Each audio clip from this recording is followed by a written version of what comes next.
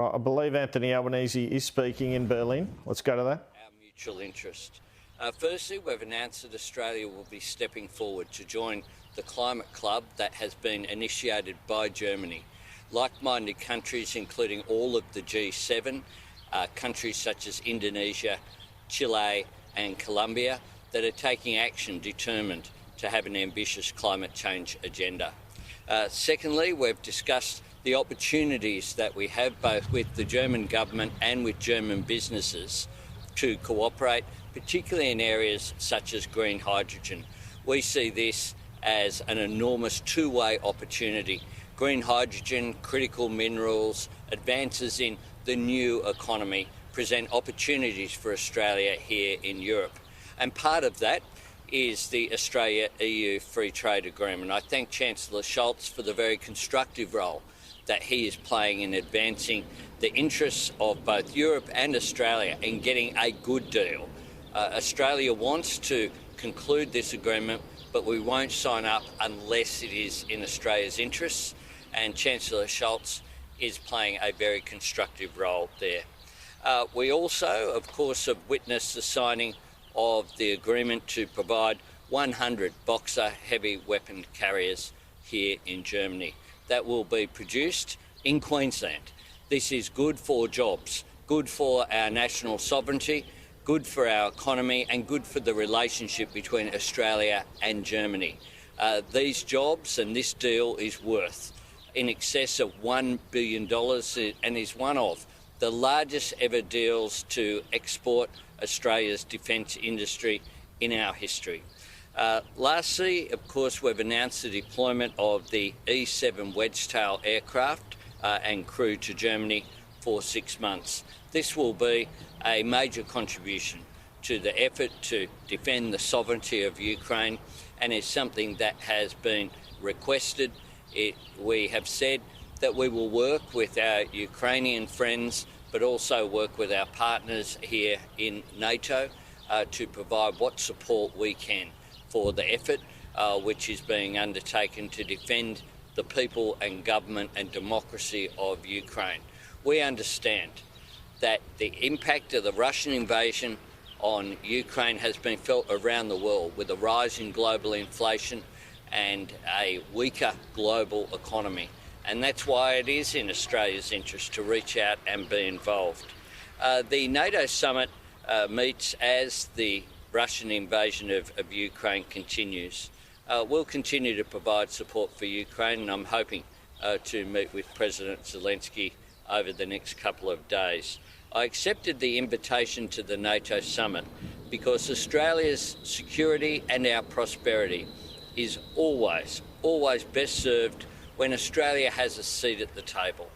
And this seat at the table is one that's a recognition of Australia's contribution and the fact that we are a significant player when it comes to defending democracy, defending the rule of law, and Australia's standing is reflected by the fact that I've been invited to the last 2 NATO summits. Today and tomorrow I'll be meeting with my counterparts to discuss our shared goal of a more secure, stable and prosperous global community.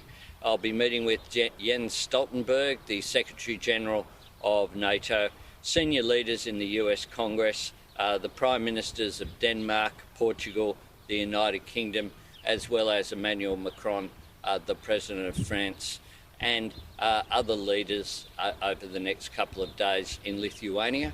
And it's a great honour to represent Australia at forums such as this, and I look forward to constructive dialogue over the next couple of days.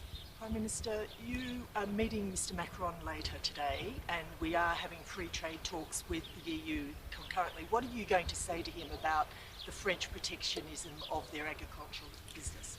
Well, my message to President Macron will be that we want to conclude this agreement, but that we won't be signing up to things that are not in Australia's national interest.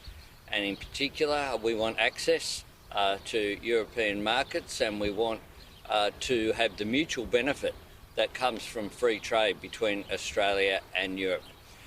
France, of course, has raised some issues, but I'm confident that they can be worked through.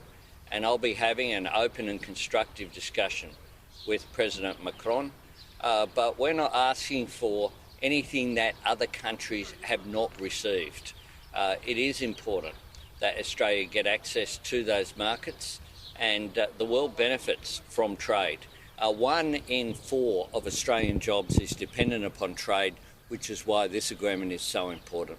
And on the issue of the wedge tail going to Germany and helping the NATO forces, why is there a 6-month time limit on that contribution? That's what we've been asked for. Deployments, of course, overseas are usually time limited before there are rotations. We've been asked as part of the effort by Ukraine, by our friends in NATO, including in particular the United States, for this. And I thank Chancellor Scholz for the fact that 100 Australian personnel will be hosted here in Germany as part of this deployment. This is very much in our interest to see the logistics around the Ukrainian effort defended, and that is what this aircraft will be able to do. And just one quick last one on the release of Mr. Chow. Well, Australia very much welcomes the release of Chow Van Kam. This is an issue that I raised during my visit to Vietnam, which was a very constructive visit. And I thank our friends in Vietnam for listening and for agreeing during my visit there for this to occur. Chow Van Kam has now been able to be reunited with his family in Australia. We welcome that. It's an example of how engagement in a constructive way achieves results in Australia's national interest. And I was very pleased that Chris Bowen was able to represent me and welcome Chow Van Kam back to Australia. Well, the Prime Minister Anthony Albanese speaking in Berlin there.